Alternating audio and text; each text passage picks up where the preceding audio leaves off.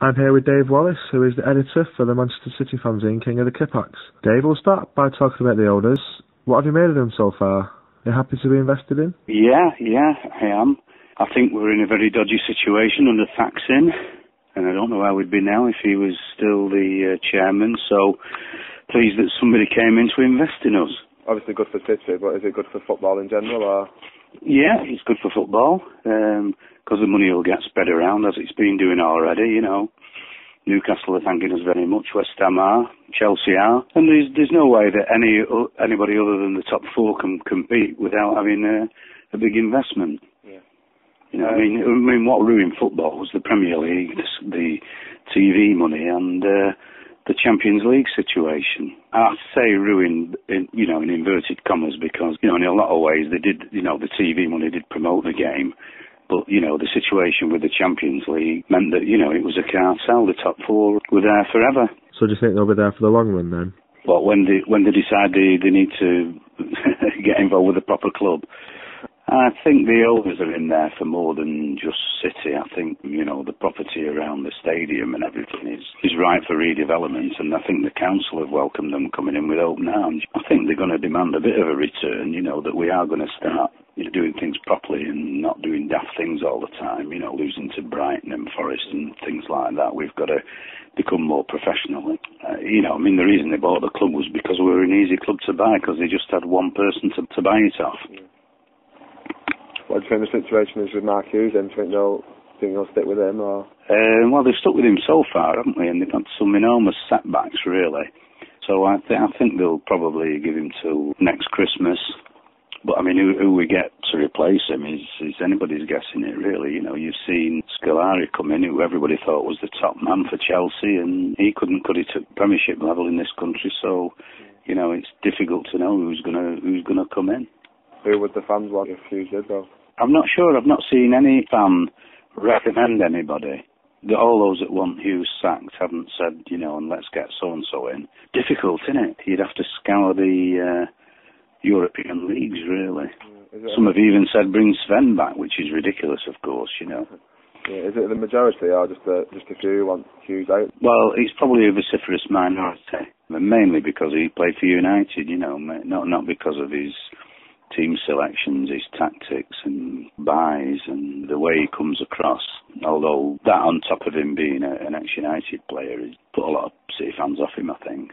Because he's brought quite well, hasn't he? He's brought a lot of good players in. Yeah, he's brought some decent players in, yeah, and I thought he was the right man at that time, before we had all the money coming in. I'm not sure how he's going to be able to spend that money wisely.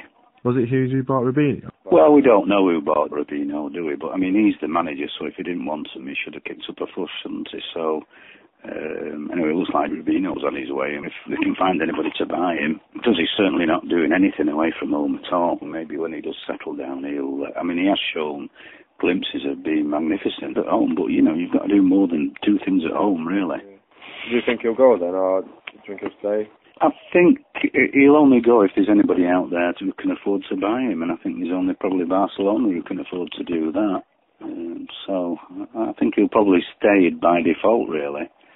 What about other players going, like Vassell? Are there surplus to requirements now, and Michael Ball? Yeah, we thought Vassell would go in the window, but he hasn't done. I mean, he's obviously one on the list, isn't he? Michael Ball, obviously. Maybe Ilano, maybe Garrido. Well, anybody Sven bought, really, is liable to go, aren't they? What about Joe Hart? Because he's a bit of a situation now. Well, yeah, that's a worry, really. You know, I mean, he's a good shot stopper, isn't he? But I've seen him drop the ball from crosses twice in games, you know, and I don't recall Joe Hart doing that. So it is a difficult one, you know. I wouldn't have thought replacing Joe Hart was top priority, really. But, you know, I mean, Gibbons' distribution and organising the defence is better than Joe Hart's. But, I mean, Joe's only young, and I hope we can hang on to him. And, you know, I mean, Shea Gibbons, 33 or something, isn't he? So, you know, goalies do go on till they're 37, 38 these days. So, you know, he might have a long wait unless Shea Gibbons gets injured. Yeah. What about players coming in then who the City actually need to buy? Well, they're obviously... We're not too bad in defence, really. If you go through Given, Wayne Bridge, Micah, if he can get his head right. midfield with Company and De Jong. We probably need another one in midfield. I don't know exactly who. Up front, not too bad. Shawnee, if Betroff comes back, we're not bad on the wings, but we certainly need a couple of big, powerful centre forwards. Whether, you tell me if Santa Cruz is a possibility with his injury record this year. Or, they're talking about David Villa, who's supposed to be very good. So who they are exactly, I'm not quite sure. Whether Kaká would have been right for us, I'm not quite sure. But I think we'd have all the City fans would have been happy for him to come. Do you think he was worth the 100 million price tag, or? I don't think any of them are worth anything, really, like what's being paid for them. But if the owners are prepared to fork out, then, there will be a £100 million transfer this summer, I would think, or in the very near future, whoever it might be. The transfer fees and the wages now are just beyond comprehension, really, aren't they? Do you think that players will go to City just to make a bit of money, or? Yeah, and I think if the club can sell itself to them, that they are going to start going places and get regular European competition. Although this UEFA's a joke until the semi-finals, really. The attendances are poor and the teams you play are often poor.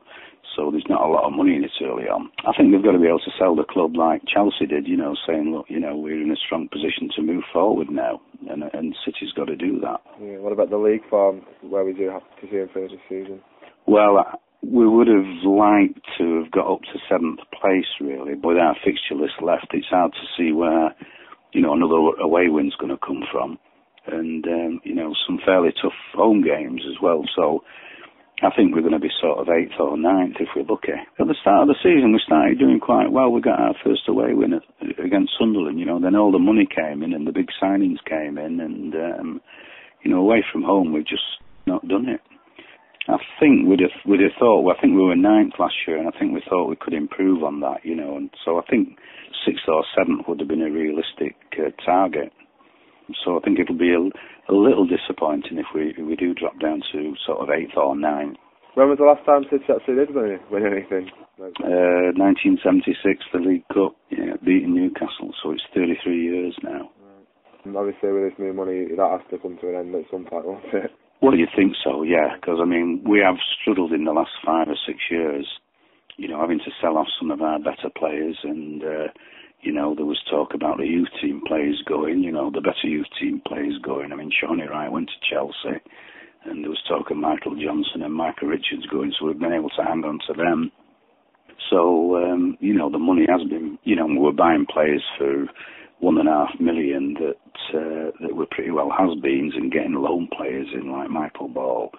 So you would expect that with the money that's coming in, we're in a settled financial situation. We haven't got that axe hanging over us, and we can move onwards and upwards. No excuse for us not doing. We've got the stadium, we've got the fan base. So no excuse for us not doing that. In a year, where do you want City to be this time in 12 months? Well, I want to see us, get up into the top 6 next season, certainly, and have some decent cup runs and not go out to daft teams like Brighton and Forest, or Chesterfield or Doncaster, which we've done in recent years. Sheffield United with balloons, it's been farcical, really, these last 5 years, the teams we've gone out to. It's got to be steady league form. There's very, very few teams with an influx of money just shoot up the league and stay there. It's generally steady progress is the way to go.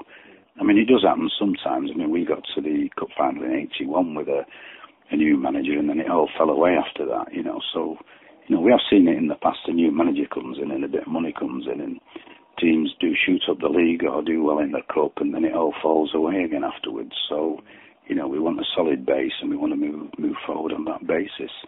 What have you made at Manchester United season then? Well, they were getting completely carried away, weren't they, with this, 5 trophies thing. They looked absolutely invincible, and they get all the refereeing decisions, don't they, and they get the luck as well, so that gives them confidence, because everybody hates them, don't they? I'm not going to say anything. Anyway, thank you very much, Dave Wallace.